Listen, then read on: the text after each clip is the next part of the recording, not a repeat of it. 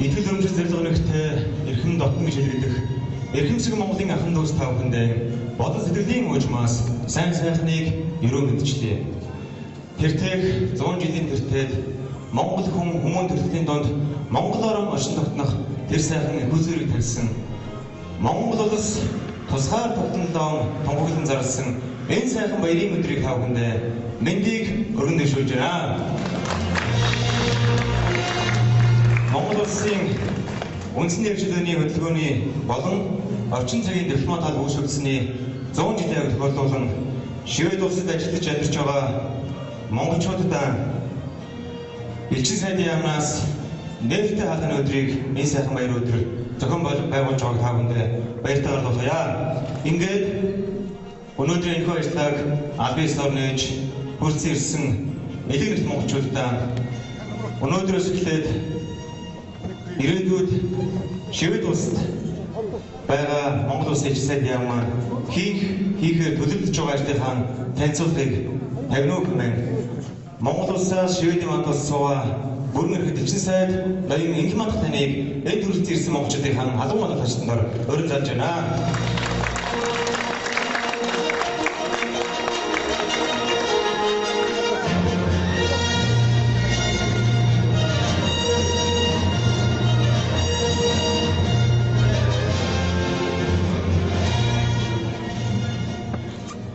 За юунемэн Монгол улсын үндэсний эрхчлөлийн хөтөлбөрийн 100 жилийн орчин цагийн дипломат албаны 100 жилийн өсгөн дээр өнөөдөр бүгд найрамд тусаад болсон энэ баярын өдөр хаалганд уулзах энэ элчин сайдын яамны нээлттэй хаалганы өдрийг зохион байгуулсан. Энэ арга хэмжээнд цаг цаваа гаргаж хүрэлцүүлсэн та бүхэнд баярлалаа.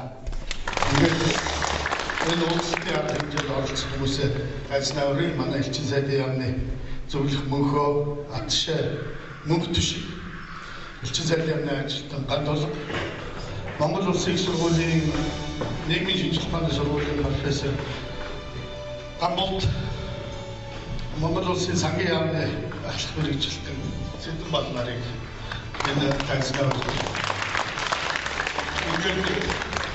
хөтөлбөр бол өдөр нэлээд эхлээд удаан танилцуулга яриа хийхэд төлөвлөж байсан. Одоо тав хүмүүс өөрсдөө ирсэн хүмүүсүүд энд мэдж байгаа. Яагаад ингэж ороо эхэлж байгаа гэдэг шалтгааныг. Тэгэхээр миний хувьд ер нь бол нэлээд том мэдээлэл бэлдсэн байсан.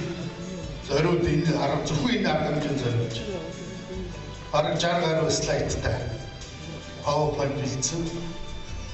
Яг гэвэл Монгол улсын элчин сайдын яам Швед гэдэг оронд нэгдэд 2 жилийн болж байна. Энэ 2 жилийн хугацаанд элчин сайдын яамнаас юу хийж амжуулав? Цаашид юу хийх вэ гэдгийг бас та бүхэнд нэг сонсогчий. Ерөөсөө ийм мэдээлэл хийж байгаагүй юм байна гэж бодсон.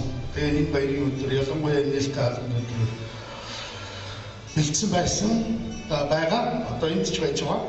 Тэгэхдээ би аль болохоор цаг нэгэнд ороодсон учраас аль болохоор төвч ярих юм байна.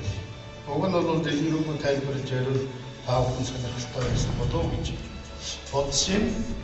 Тэгээд ер нь бол дандаа нэг одоо хөлбий гэдэг нэг жижигхэн манайхаар бол хорооны Улаанбаатарт монголчуудын соёл хүмүүжлийн арга хэмжээ болж идэг. Боли элчин сайдын яам арга хэмжээ зохион байгуулж байгаа томхон газар айгүй олон хүн ирэх байх гэж бодоод энэ байрыг сонгож зориуд зохион байгуулсан. Харамсалтай нь өнөөдөр энэ эрсцэн байдал бол маш миний хувьд сэтгэл их дундуур байна. Нэг нь шууд хэлэх зүйтэй байна. Гэхдээ яг хөө нэгэнт одоо бидний хувьд бэлдсэн тав хүн бол хүндэтгэж хүлж ирсэн тав хүнд бол буруу байхгүй. Тав хүнд бол их баярлж шүү.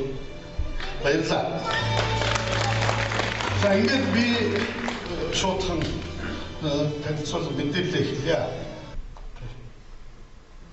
Элчин сайдын яам байгуулах шийдвэрийг Монгол улсын их хурл 2008 онд гаргасан.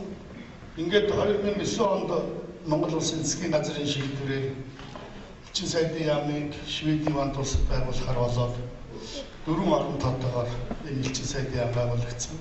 3 дипломат ажил, 1 техник ажилтнаар байгуулах шийдвэр гарсан. Тэгээд миний хувьд элчин сайдын хувьд 9 оны 10 дугаар сарын 2-нд Монгол улсын ерөнхийлөгчийн захиргаар элчин сайдаар томилогдож тэмдэглэж өгч гаргаж авсан. За ингээд манай зөвлөх мөнхөө одоо 2 дугаар нарийн бичгээр байсан Уянгач бат гэсэн ийм хүмүүс анх 9 сарын 24-нд энд ажилд орж ирсэн. Миний хувьд 10 сарын 26-нд орж ирж ирсэн бидний өгтөж авч ирсэн бэмчилгээ одоо тэнд сууж байна. Элчин сайдын яам бол түрээсийн байранд 2 сандалтайгаар үйл ажиллагаа эхэлсэн. За энэ бол манай хамт олон. За ингээд бүрэн эрхээ хэрэгжүүлэх ажил бол элчин сайдын бүрэн эрх хэрэгжих асуудал бол хэмжлэгч хурцгээ суугаа болон авсрын суугаа орнуудад барьснаар эхэлдэг. Тийм учраас миний бүрэн эрх бол 2009 оны 12 сарын 2-нд Шведийн вант улсын цог жавхланд хаан хэмжлэгч хурцгээ барьснаар эхэлсэн. Ингээд энэ Шведвагийн 25 гэдэг энэ байранд түрээсэлж үйл ажиллагаа эхэлсэн. За 10 оны 2 дугаар сарын 15-нд Дани вант улсын хатан хаанд Маргаретэд хэмжлэгч хурцгээ барьсан. 3 сарын 18-нд Норвегид Харалд хаанд хэмжлэгч хурцгээ барьсан. 4 сарын 8-нд Финлянд улсын ерөнхийлөгч Тара Халин хэмжлэгч хурцгээ барьснаар манай элчин сайдын яамны үйл ажиллагаа бүрэн эрхээ эдэлж эхэлсэн юм аа. За энэ хугацаанд 10 оны оноос эхлээд 2 жилийн хугацаанд юу хийж өгвөл ер нь аливаа элчин сайдын яамны үйл ажиллагааг бол дотор нь 2 янзаар авч үздэг, хувааж авч үзэж болно. Өөрөөр хэлбэл дипломат алба гэдэг бол нэг талаасаа төрийн тусгай алба. Энэ бол улс орныг гадаадд төлөөлж байгаагийн хувьд хааны алба. А нөгөө талаасаа иргэд олон түмэнтэйгээ хамтран ажиллахын хувьд бол энэ үйлчилгээний алба. Ийм учраас дипломат алба бол өөрөө өөрмөц 2 талтай. Хааны алба, үйлчилгээний алба. Тусгай алба. Ийм учраас улс төрийн харилцаа гэдэг бол аливаа улсаар дипломат албаны хамгийн том харилцаа байдаг.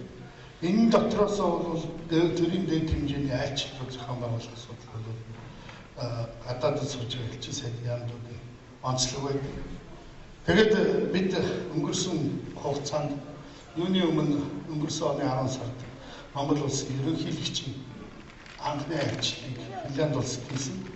Энэ бол Монгол улсын төрийн тэргүүн умардын орнуудад айлчсан анхны айлчлал. За энэ ерөнхийлөгчид өдөрж энэ манай монголчуудын төлөөлөгчид бас Финляндд очиж ерөнхийлөгчтэй уулзсан. За 10 сарын 7-оос 10-нд нь болохоор ерөнхийлөгчийг Дани вант улсад айлчлуулсан. Дани вант улс энд айлчилж Маргарет хатан хааны урилгаар аль ёсоор айлчилж парламентын дарга ерөнхий сайдтай уулзсан. За монголчуудын төлөөлөлтөд уулзсан. Одоо Малмогийн монголчууд очиж бас ерөнхийлөгчтэй Копенгагенд уулзж ирсэн. За нөгөө талаас аливаа улс төрийн харилцаа бол харилцан 2 талтай байдаг. Умардын орнуудын төрийн тэргүүнүүдээс анх удаа энэ 8 сарын 30-наас 9 сарын 1-ний өдрийн Финляндын ерөнхийлөгч Тара Халин Монголд айлчилж хоёр орны харилцаа шинэ шиг болсон.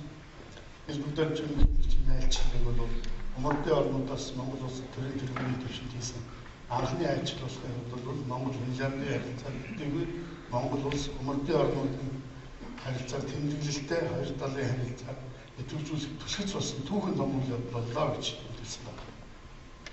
Энэ Тара Халиныг үдчих болдуулахын сүүлийн уулзалт байна. Энэ үеэр бас 2 талын хилцээрүүд явагдсан миний 2 ерөнхийлөгчөд уулзсан юм аа. За улс төрийн харилцааны хувьд бол засгийн газар хоорондын комисс гэдэг ийм комиссын Финлянд Монголын хоорондын харилцааны нэг өөр хэлбэр байдаг. Нэлээд олон жилийн өмнөөс энэ засгийн газар хоорондын комисс 2 жил тутам нэг удаа хуралдаж харилцааныхаа асуудлуудыг ярьдаг. Энэ оны 4 сар Монгол Финляндийн засгийн газар хоорондын комиссийн 11-р хуралдаа Хельсинкид болсон. Энийг Монголын талаас манай нийгмийн хамгаалалт хөтөлбөрийн сайд кандидат харгалж хуралдаж намжтай болсон. Цааш дараагийн зөвлөлт хуралдалт бол 13 онд Улаанбаатарт болно. За Шведийн бол Шведийн Рикстагийн гишүүд энэ оны сая 9 сард Монголд айлчилсан. Парламент айлчилж парламентын дараагаар бол Монголын улсын их хурлын Монгол Шведийн дарагт нартай уулзаж парламент хамтлагтай харилцааг шинж харагдах асуудал яригдсан. Одоо энэ хүмүүс маань ирээд Рикстагт Монголын амт нөхд гэсэн бүлэг байгуулахаар ажиллаж байна. Энэ бүлэг байгуулах тань бол бид бас тодорхой хэмжээгээр лобби бүлэгтэй болж чаднаа гэж харилцаа багцлах байна гэж.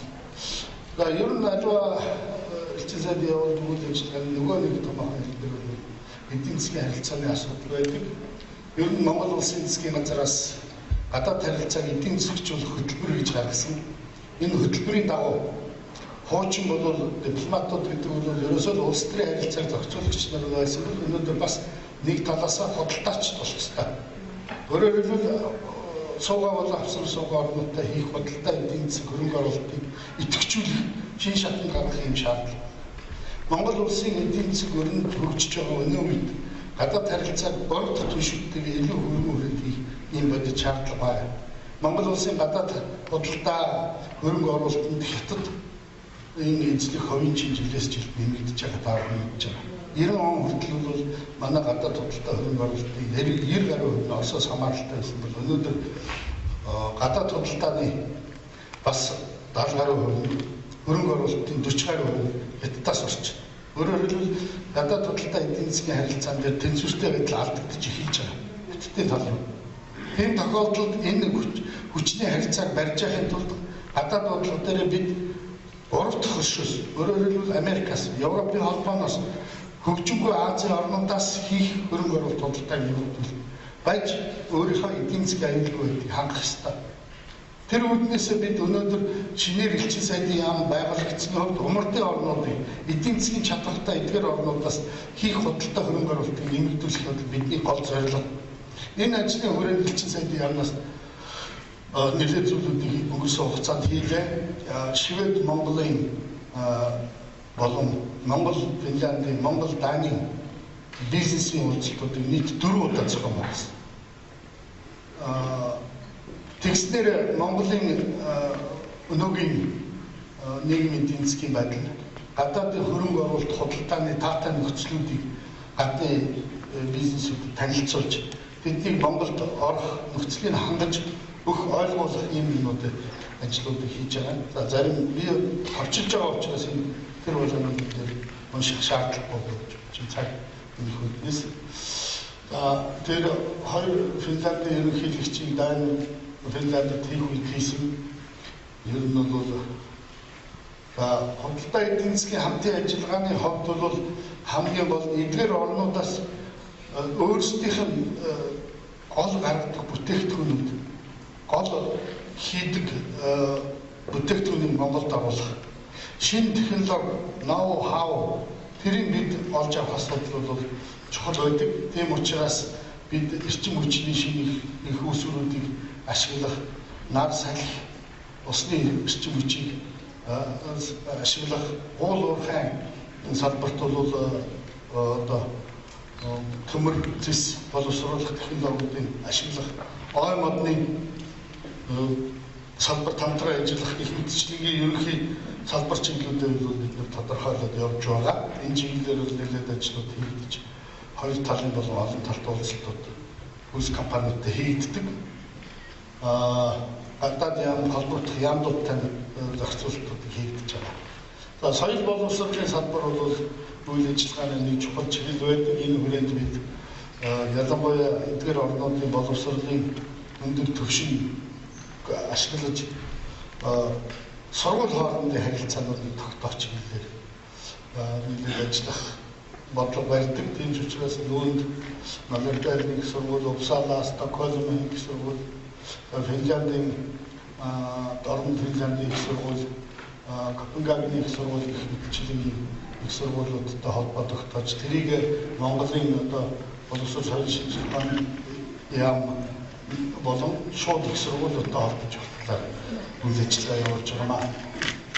Одоо өнөөдөр манай үеийн хүлээж аваад ирсэн Гамбол профессор бол өнөө маргаашгүй Uppsala-гийн их сургууль, Stockholm-ийн их сургуулиуд дээр уулзалт хийж бас харилцаа хамтын ажиллагааны асуудлууд ярьж Uppsala дээр Монголын ардчилгийн хөгжил 20 жилийн түүх онцлогийн талаар лекц бичгээр ирсэн байна. Тэгээд шинжлэх ухааны академийн Шведийн хааны шинжлэх ухааны академийн ерөнхий профессор Линквист их онд Монголд альчлахаар бэлтгэж байна. Энд үйл ажиллагаа болж байгаа элчин сайдын яамны хувьд зөвхөн хавсган суугаа орнуудтай ажиллахаас гадна энд байрладаг олон улсын байгууллагуудтай харилцдаг. Энд байдаг хоёр томоохон байгууллага, нэг нь бол олон улсын их судалгааны Стокгольм хүрээлэн сэтрийг гэж нэрлэдэг. Энэ хүрээлэн бол зэвсгэлийн эсрэг тэмцэх, тэгээд инх тайван тогтоох энэ асуудлаар дэлгэрэнгүй судалгаа хийх олон улсын мэргэжлийн одоо think tank байгууллага. Энэ утгаараа бол манайхан холбоо тогтоож хүрээлэнгийн захирал доктор Жилийг Монголд альчлуулад манай стратеги судалгааны хүрээлэн бусад байгууллагуудтай холбоо тогтоож хамтдаа ажиллаж эхлүүлээд байна. Тэгээд хоёр дахь том байгууллага бол Стокгольм төвтэй ардчил сонгуулийн үйл явц туслах олон улсын хүрээлэн гэж байдаг. International Media гэж. Энэ бол энэ хүрээлэний захирал Ведер Хеликсэн энэ оны зам Монголд альчилсан. Ер нь бол манай энэ 10 оны 12 дугаар сард энэ байгууллага жинхэнэ гишүүнээр хэлсэн. Бид ирснийхаа дараагаар энэ байгууллага жинхэнэ гишүүнээр хэлсэ гэдэг асуудлыг тавиад Монгол улсын засгийн газрын албан ёсны хүслийг уламжлаад ингээд энэ байгууллагын гишүүн болсон. Энэ байгууллага одоо 27 гишүүнтэй Монгол улс бол 27 дахь гишүүн болсон тийм ээ. 27 дахь гишүүн болж орсон. Энэ бол ардчлал сонгуулийн үйл ажиллагааг анализ хийдэг, дүгнэлт өгдөг, олон улсын бүх улс орнуудын сонгуулийн үйл явцад ажиглалт хийж дүгнэлт өгдөг. Мэргэжлийн одоо дэлхийд дээр байдаг цорын ганц байгууллага энэний үйл ажиллагаа энд манай улс идэвхтэй оролцож байгаа манай зөвлөх мөнхөө гэхэд энэ хүрээлэнгийн санхүүгийн хорооны гишүүн болсон. За элчин сайдын яамны нөгөө нэг үйл ажиллагаа би хэлсэн. Үйлчилгээний байгууллагын хувьд гол ажил бол консулын үйлчилгээ, иргэдтэй ажил гэж байна. Тэгэхээр 9 оны 11-р сард байгуулагдсанаас хойш энэ бид бол Монгол хэлний чанарт энэ дотроо Швед, Норвег, Дани, Финляндд амьдарч байгаа монголчуудаа үйлчлэх Монгол руу явж байгаа гадныханд виз олгох энэ чиглэлээр энэ консулын сан үйл ажиллагаа явуулж эхэлсэн. Ингээд 2009 он 10 онуудаас судалгаа аваад үзэхэд бол 2009-10 онд бол энд амьдарч байгаа 1569 монгол иргэн Шведийн тал орнол цагаачийн албанд хандж орнол гэсэн байт юм байлээ. Тэрний 2% Шведийн тал зөвшөөрсөн ийм дун гарсан. Бусд нь бол татгалцсан хэрэг авсан. Тэгэхдээ одоо бол сүүлийн үед бол хөдөлмөрийн гэрээнд хамрагдах үйл ажиллагаа нэлээд өргөжж байна. Энд манай хэд нэлээд амжилтаар оролцож байгаа гэж бол хамрагдж байгаа гэж болохын сүүлийн үед тэгээд 780 гаруй хөдөлмөрийн гэрээнд хамрагдсан юм мэдээлэл байна. Тэгээд ер нь бол бидэнтэй бол хэлийн цагдаагийн байгууллага биднийх нь бол байнга холбоотой байдаг. Тэгээд албатан баригдаж байгаа хүмүүсийн бичиг баримтуудыг албажуулах биднээс эргэж мэдээлэл талууд бол байдаг. Тийм 206 иргэний лавлаг өөрөөр хэлбэл Монгол улсын иргэн мөнөө биш үү? Монгол руу буцаах гэдэг тэр хүн Монгол бичиг баримт байдаг. Тэгэхээр биднэрт хандаж энэ хүн ийм нэртэй ийм хүн Монгол улсын иргэн мөнөө биш.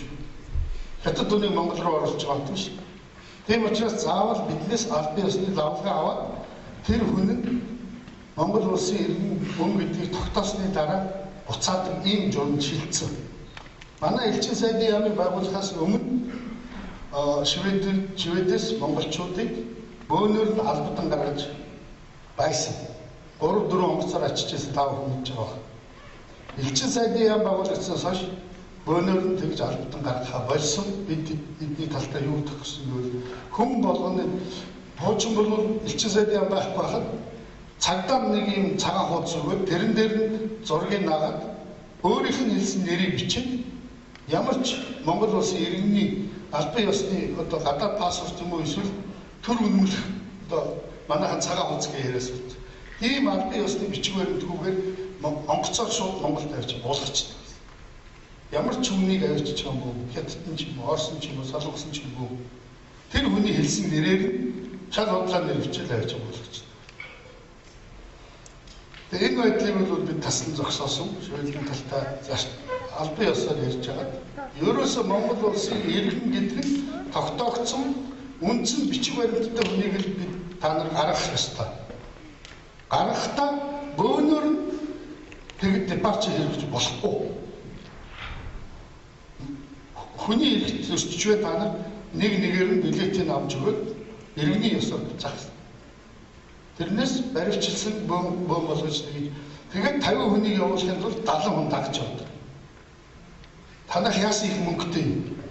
Танай парламентын гишүүч бид нар одоо хэлмээр юм. Айлгч хийж байна. Зогсоосон шүү дээ. Тэрийг тасн зогсоосон. Энэ хугацаанд иргэдэд бол чинь 347 гадаад паспортыг сонгосон байна. 83 иргэнд бол одоо шигээр паспорт мөрдөлтийн чигээр паспорт авсан. 147 хүүхдийн төрөлтийг гүйцэтгэж Монгол улсын иргэний бүртгэлд хамруулсан 103 хос эргэлттэй өнөөдөр элчин сайдын яамны дээр батлуулаад өнөөдрийг хүртэх. За ер нь бол нотратын үйлчлэгээ бол энэ хугацаанд 100,300 гаруй хүнд хийсэн байна. Энэ голцоо бол хүний хөгжлийн сангаас тэтгэмж авах, мөнгө авах, хашаа шин сууд түрээс төхөөлөх, их мэдчилгээ итгэмжлэх авах, өргөдөл гаргах, паспорт их мэдчилгээгээр ханддаг. За энэ хугацаанд бид бас Монгол улсын засгийн газраас албан ёсоор зохион байгуулсан хүн ам орон сууцны 2010 оны тоолгыг хийж дуусглаа. За энэ оны 6 сараас эхлээд Финлянд, Норвег, Швед, Данд байгаа одоо болон Шведд байгаа монголчуудынхаа иргэний шинжилсэн мөрдлийг хийж өнөөдөр бүртгэж байгаа мэдсэн баг. Одоогийн байдлаар 2000 гаруй хүн бүртгэдэг байна. Ер нь бол Шведэд нэг 4000 орчим монгол байгаа гэсэн баримжаатай. Манай талд ч байдаг, Шведийн талд ч гэж үзэж байгаа. Гэхдээ энд 2000 гэдэг бол зарим нь бол Монголдо бүртгүүлчихсэн. Ихэнх нь бас Монголдо бүртгүүлсэн байдаг юм шиг байна. Ирж очиж явахдаа тийм учраас заавал 4000 хүрч бүртгүүлэх шаардлага байхгүй. Жишээ нь би тэгээ бас харьцуулж үзээд Германыханаас асуусан. Герман бол 5000 Монголтой гэж танах хэдэн хүн бүртгэсэн гэсэн 950 хүн бүртгэсэн. Тэгэхээр манай хараа гайгүй явж байгаа болов уу гэж бодоод байна. За ер нь бол энэ хугацаанд 2300 гаруй гадныхан виз олгосон юм дүнтэй байгаа. За Монгол манайх Стокгольм элчин сайдын яамтай учраас Дани, Финлянд, Норвег өрөмжид консул ажилладаг. Энэ өрөмжид консулууд маань маш идэвхтэй. Түүний дотор Норвегийн элчин шинэ өрөмжид консулыг өнгөрсөн оны 11-р сард өөрөлд ажиллаас нь оруулж энэ оны эхлэн дээр консулын газрын нийлтийг бослоод хийсэн. За тэгээд энэ элчин сайдын яамны зүгээс иргэдтэйгээ энэ консулын үйлчлэгээ үзүүлэхээс гадна иргэдийнхээ дунд зохион байгуулдаг соёл хүмүүжил спорт урлагийн арга хэмжээний иргэний байгууллагатай хамтар зохион байгуулдаг Монголын Шведийн монголчуудын холбоо, Шведийн монголчуудын үндэсний холбоо болон тэгээд спорт урлагийн клубүүд бидэртэй хамтарч арга хэмжээний янз бүрийн арга хэмжээ зохион байгуулдаг. Жишээлх юм бол энэ 4 сарын 15-нд дээрх нийгмийн далайлал Европын орнуудаар ажиллаж байна гэдгийг бид сонсоод ерөөсөө 13-ны өдөр сонсоод Лондон руу далаа багшийн туслахтай яриад тэгээд Яруу сандруу нэг уулзалт зохион байгуулсан. Гэтэ нэг олон монголчууд оролцож чадаагүй. Гэхдээ ямар ч байсан бид нэг 70-80 монголчууд хэлтэн зочлууд далаа багштай уулзаж шивэд монголчуудад зориулсан тусгай айлтгал айлтгсан. Энэ айлтгал бол бичлэг нь бол одоо вебсайтаар тавигдсан тавигдсан бахад болж байна. Тэгээд ер нь бол янз бүрийн цагаан сарын арга хэмжээ, шатрын тэмцээн одоо тэгээд олон янзын арга хэмжээүүдийг зохион байгуулж 82 удаа наадмыг зохион байгуулахад энэ бас байгууллагууд гаргаж ажилласан. Энэ шинэ жил наадмын зорилго байж ах байна. Шведэд хэмжээ гэж сагсан бөмбөгийн Стокгольм байгуулагдсан сагсан бөмбөгийн баг байдаг. Энэ маань одоо шведийн сонирхогчдын лигийн нодлон болон 6 дугаар дивизион тоглосон энэ жил 5 дугаар дивизион дэвшиж тоглож байгаа. Тэрнийхээ бас Монголын томоохон сурталчилгаа юм аа гэж үзээ. Биднийхээ бас жилийн татварыг хэлсэн сайдаа хариуцж биднийгээ хамтарч ажилладаг. Тэгээд бид нэр хамтраад спортлуудыг шатрын тэмцээн энэ зэрэг арга хэмжээ шатрын тэмцээн сүүлийн аваргууд 1-2-3 зин одоо 100 жилийн өмнө шатрын тэмцээн энэ хот хүмүүсээ оюутан одоо энэ сурч байгаа оюутнуудаас нэг цуглуулъя гэдэг бид бас бакалавр, магистр, докторийн зэрэгээр сурч байгаа оюутнуудыг зарлаж байгаад цугласан. Тэгээд засгийн газрын бодлого үйл ажиллагаа зөвхөн хөтөлбөрийн тухай танилцуулж энэ 10 хэдэн 20 оюутнууд санал бодлоо солилцсон. Ер нь бол цаашдаа манай оюутан дээр дотроос одоо докторант Ууганбаатар мэдлэн жил шийд бившээ Британд улсын Монгол улсын хөгжлөөр боловсруулж үндсэн сэтгэл тавиад мэдээллийн онолгоо түүний боломжтой хэрэглээг сэтгэл тавиад тэргүүн байраа эзэлсэн шагнасан. Тэргүүн байраа эзэлсэн байгаа. Тэгээд энд бас Монголын олон нийтийн байгууллагууд энэ дотроос дэлхийн монголчуудын чуулган Үнэхээр найрамдлын байгууллагууд Монгол шивэдийн найрамдлын хэлэлтэй хамтраад бид бас Монголын өдрүүдийг анх удаа энэ өнгөрсөн Стокгольм хотод зохион байгуулж үзлээ. Энэ бол бас анхны оролдлого. Яг ямар ч байсан энэ хүрээнд соёл урлагийн арга хэмжээнүүд, бизнесийн уулзалтууд, эрдэмтэд судлаачдын уулзалтууд, цаашлах юм бол урлагийн тоглолтууд болсон.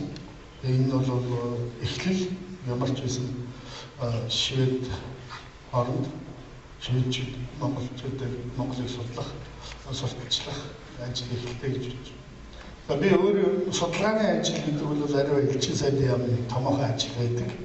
Би өөрөө эрдэмтэн хүмүүст сууж байгаа орныхоо хөгжлийн загвар, ялангуяа энэ умардын дөрвөн орны хөгжлийн загварыг нэлээд онцгойлон судалж үзэж байгаа. Дэлгэрэнгүй судалж. Ер нь Монголд эндээс авах юм юу байгаа? Яавал одоо ингэж дундчууд 80-90% дундчууд болсон ийм сайхан тэгш эрхтгш нийгмийг байгуулж болдог. Манай ашиг 70-80% ядуу. Тэр 5-10% баян ийм биш. Яаж энэ дундчуудтай ийм нийгмийг байгуулж чадсан бэ? Энэ хөгжлийн умартын загварыг нэлээд судалж байгаа. Энэ чиглэлээр ерөнхийлөгчийн бодлогын зөвлөл дээр нийгмийн хөгжлийн умартын загварын тухай анх мэдээлэл хийсэн байна. Тэгээд энэний талаар бас өгүүлбэрүүд Монголын сонин сэтгүүлүүд нийтлүүлж байна. Энэ 100 Британд болсон тэр Британд элчин сайдын яам тэмдгийн монголчуудын холбооны урилгаар очиж Монгол орны хөгжилд 7-р чуулганд Монголын нийгмийн хөгжлийн загварын онол арга асуудлыг тэр үндсэн илтгэлийн тавьсан. Тэгээд ер нь бол цаашдаа энэ умартын загварын хөгжлийг нарийвчлан судлах. Тэр улмаар одоо нийгмийг төр олон нийтийн анхаарал хандуулж хүртэл болох юмсаа гэж бодож байгаа. Лондон дэлгэцтэй тавьжсэн. Цаашдын зорилтуудын талаар хэдэн зүйл хэлье. Ер нь бол элчин сайдын яамны дунд хугацааны хөтөлбөр гэдэг манай элчин сайдын яам боловсруулсан. Өөрөөр хэлбэл энэ суугаа бол авсар суугаа 4 оронтой 15 он хүртэл юун дээр анхаарч ажиллах юм бэ? Юун дээр анхаарч? Юуг нь судлах юм?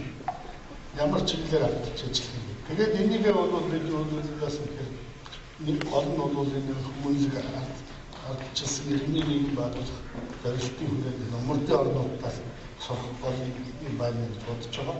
Тэгээд дунд хугацааны хөтөлбөрөө бол нэлээд задлсан. Өөрөөр хэлбэл орон болгоных нь онцлог тохирсон ийм харилцаа байх ёстой байна гэж ойлгож байна. Өөрөөр хэлбэл монголчууд нүүдэлчин Мөнхөгийн очих гэж явж байгаа замдаа гамболдынхаар буугаад мордгээд явцдаг. Манай гадаад бодлого тийм байж болохгүй. Манай зарим улсууд юу гэдэг вэ? Хөөе би Шведд очимоор байна. Би наад чи нэг юу гэдэг Голланд руу ажилтаа юмсан. Галимад нь Шведээр ороод гарыг зарим яамны хүмүүс ярьдаг байхгүй. Би чи юу гэж юу хийх гэж байна? Газар үзэж байгаа юм. Ямар бодлогоор юу хийж, ямар харилцаа тогтоож, юу Монголд ямар үр дүнтэй ажил хийх гэж тэр хүн явж байгаа юм гэдгийг мэдчихэж явахгүйгээр нэг нүүдэлчин сэтгэлгээгээр за ингээд мартасаа давчих болсон чинь алтан үеийг харахтаа нөө эндгэр болсон гайр уугаа гарыг дахиад орчих. Тийм байж болохгүй. Тийм учраас Швед юу гэдгийг тогтоосон. Тэгээ энэ дотроос юуг нь авч болох вэ? Эднийд бол нэгдүгээр төвлөрлийг хамгийн сайн сааруулж байгаа. Орон нутгийн удирдлага маш сайн. Сайн засаглалыг хөгжүүлсэн, авилгагүй нийгмийг төлөвшүүлж чадсан. Ийм орн. Тэгэх юм бол эдний шүүх хяналтын байгууллагуудын туршлагыг орон нутгийн удирдлагын өөрийн удирдах ёсыг судлаа. Эднийхээс энэ чиглэлээр хамтарч ажиллана. За эдийн засгийн салбарт бол эдний хөдөө аж ахуйн салбарын хамтын ажиллагаа байж болох юм.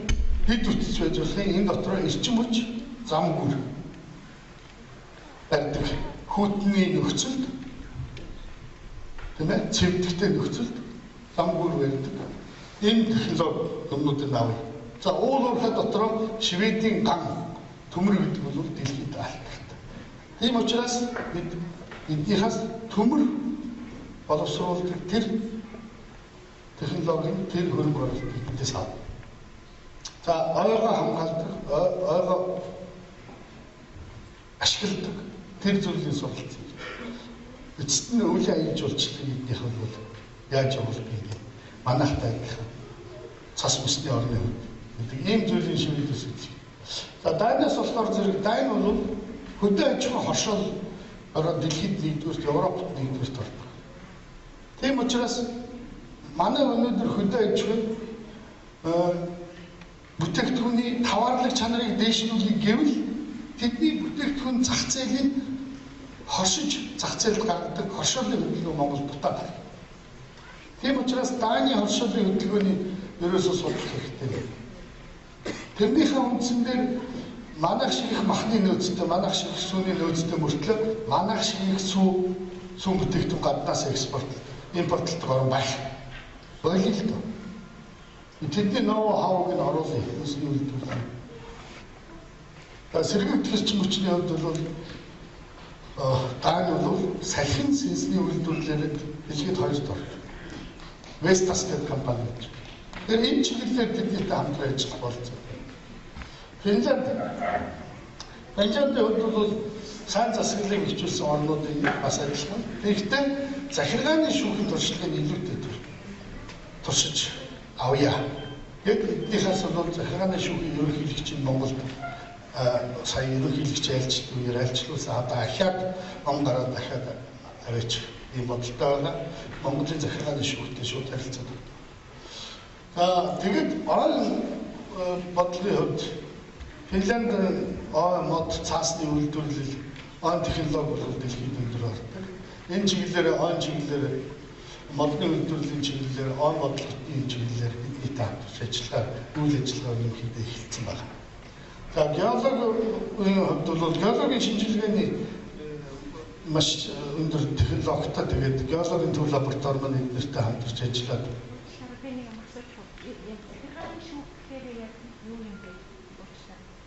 Манай Монгол бол шүүхийн тогтолцоо дээд шүүх маань дотроо эрүүгийн шүүх, иргэний шүүх гэж яддаг шүү дээ.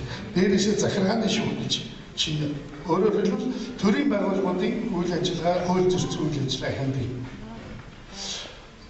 Тэгэхээр энэ уулуурхай тэр дотор зис боловсруулах технологи их өндөртэй. Өөрөөр хэлбэл Auto Tech гэж компани Auto компьютерс тусгаарлаж гарсан. Бол дэлхийд дээр зис боловсруулдаг цагийн ганц аюулгүй технологитой орн нэртэй бид хамтарч ажиллаж эхэлсэн. Монголын сайн шандад зис боловсруулах үйлдвэр байгуулах гэрээ хэлцлийн ажлууд хийгдээд 10 сая долларын гэрээ хэлцлийн ажил явж байна. За эднийхээс цаа богыг нөхөөржүүлэх Монголын цаа богыг үржүүлэх асуудлаар хамтран ажиллах гэдэг асуудлыг бид тавьсан. Яагаад заавал Финланд юм гэхээр зэрэг уг нь энэ Шведч, Норвегич цаа богтай дэлхийн цаа богын холбоо нь Норвегтэй байдаг хэдий ч одоо зам тээвэрлэлт одоо цаашдаа одоо тэр үүднээс Финланд нарийн нэр юм уу гэж. Гэхдээ энэ чиглэлээр бол хамтарсан судалгааны ажил эхэлж байна. За засны ажлын хөгжүүлэлт талаар хамтран ажиллах юм бодол байгаа. Энэ дотроо бол одоо манай нэм хавардж байгаа тул засны төрөл болох засыг хүйтэн үсгэн далайн усанд биш. Хүйтэн ус буюу нуур горих их газрын усанд үржүүлдэг технологи Финлянд илүү юм билээ. Энэ чиглэлээр энэ хамтарч ажиллах боломж байгаа юм байна. За Норвегийн хувьд бол парламентын омбудсманы тогтолцоо гэж байна. Өөрөөр хэлбэл төсвийн зарцуулалтанд хяналт тавьдаг. Омбудсманы үйл ажиллагаа, төрийн байгууллагуудын үйл ажиллагаанд хяналт тавьдаг. Энэ парламентын омбудсманы туршлагаас үзмээр санагдсан. Хамгийн гол сонирхож байгаа бол Норвегиас бид бол нийгмийн баялагын галбаар сан гэж байна. Өөрөөр хэлбэл Монголд одоо нөгөө хүний хөгжлийн сан гэдэг. Сүүлд байгалийн баялагаас хоригдлогдож байгаа мөнгийг яаж өсгөж үржүүлж эргээд ард түмэнд зарцуулдаг юм бэ гэдэг энэ галбаар сангаас судлах хэрэгтэй байна. Галбаар сан гэдэг бол Норвегийн хойд далайгаас олж байгаа газрын хийний, байгалийн хийний орлогоос үүссэн сан бөгөөд өнөөдөр 4 сая хүн амтай Норвег 600 тэрбум доллартай болсон байна энэ галбаар сан. Яг тэгээд тэр 600 тэрбум долларынхоо жилд 4% засгийн газар зарцуулах хэрэгтэй. Гэхдээ 4 сая ард түмнийхээ төлөө илүү зарцуулахгүй инфляц болчихно. Эдийн засгийн орчин. Тэр 4 сая гэдэг нь бол 24 тэрбум доллар. 4 сая хүнд зарцуулж байгаа. Тэр мөнгөө яаж арилжуулдаг гэхээр зэрэг гадаадын засгийн газруудын бондуудыг худалдаж байгаа. Томоохон ирээдүйтэй томоохон гадны сан буюу ашигтай төсөл хөтөлбөрүүдэд санхүүжилт гэж мөнгө өсгөж авдаг. Энэ туршлагыг бид галбаар сангаас судалсан. Тэгэхгүй өнөөдөр Монгол бол ороод ирээдсэн мөнгө зарим нь бүр ороогүй мөнгийг зээлж байгаа хүмүүс тараад байна. Тэгэх юм бол галбаар сан биш. Дампуур. Энийг бол сурах хэрэгтэй гэж үзэж байгаа. За усан цахилгаан станцын байгууламжаараа, далан байгууламжаараа бол Норвег бол маш их алдартай. Монгол 5% өсөлтөд мэдж байгаа. Ганц 2 усан цахилгаан станц, жижиг усан цахилгаан станц байдаг. Монгол бол гадаргын усныхаа 5%-ийг ашигладаг. Үер ус болоод урсаад нэг нь хойд усан далай руу нэг хэсэг нь номхон далай руу урсаад явчихдаг. Тэгээд тэрэн дээр усан сан бариад цахилгаан станц бариад гой морьдоо ашиглах гэхээр зэрэг ард түмэн зарим нь эсэргүүцээ.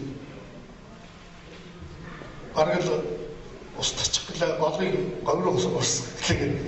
Үүний хэрэг дээр гол гэдэг бол ус нь урсаад яваад байдаг. Хэрэглэгддэггүй Орос руу гардаг, Хятад руу гардаг ус.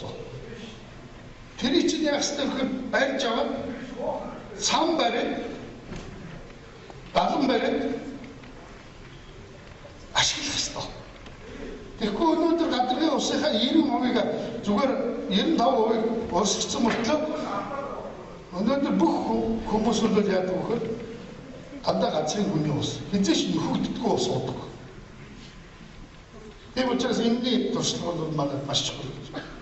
Хоёрдугаар уул уурхай салбар тэрэн дотор эднийх газрын ховор элементийг боловсруулдаг цорын ганц компани Нориуд юм. Бараг Европт ганц компани. Өнөөдөр хятад дэлхийд газрын ховор элементийг экспортлдог орн байсан. Япон руу гарах хаац хариулт. Өнөөдөр дэлхийд энэ компьютер машин бидний бүх хэрэгжилж байгаа юмд ордог газрын ховор элемент титан, метан гэдэг болж. Гэтэл Монголд энэ бол маш их хэлбэг байдаг. Гэхдээ хайгуул бүрэн хийдэггүй, ашиглалт нь хийдэггүй. Тэгэхээр энэ чиглэлээр эднэртэй хамтран ажиллах боломжгүй. Нориуг бол далайн тээврийн маш том хүчрэг орн. Монгол улс бол далайн гүйцгсэн олон улсын далайн тээврийн байгууллагын гишүүн хувьд гадаад далайн ашиглах хэрэгтэй.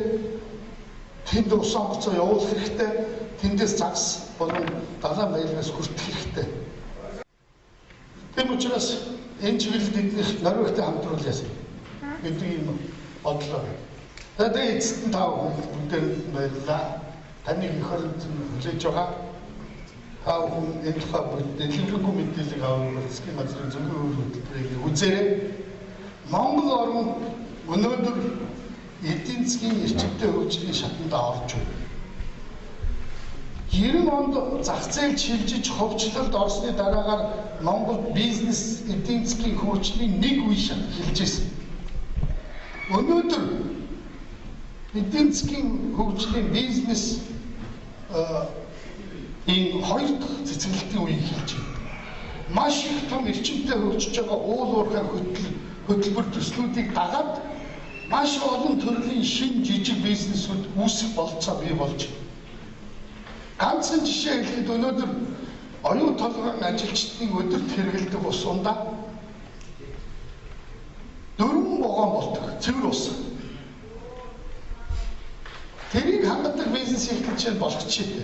Өнөөдөр 1800 км төмөр зам тавигдах гэж байна. 3000 гаруй км засвар зам тавигдах гэж байна. Тэрийг дэд бүтцийг дагаад өчнөө их бизнесүүд их болцоо бий болж байна. Өөрөөр хэлбэл Монгол орн өнөөдөр мянган боломжийн орн болсон юм. Энд гадных нь энийг ч хараад өнөөдөр маш их хөрөнгө оруулалт нэмэгдэж байна. Зөвхөн сүүлийн 2 жилд манай 3 жилд хөрөнгө оруулалт 2 дахин нэмэгдсэн. Нэг хүнд ордох дотоодын нийт бүтээгдэхүүн эх хонд 5,000 төгрөг гэж байна. Энэ их боломжийн үед Монголынхаа иргэдэг ирээчээ гэж өөрчлөлтсөн зөвхөн хөтөлбөр засгийн газар гаргаад ажлын байруудыг зарлаад ийм байгаа шүү гэж судалгаа явуулж байгаа. Тийм энэ бүхэнд бол та оролцох боломж өстой. Тэгээд ингээ сайхан Монгол орныхоо ханга энтийн улс, алтай улс, дорнотын тал их говьда иргэн эрцгээгээрэй гэж байна. Баярлалаа.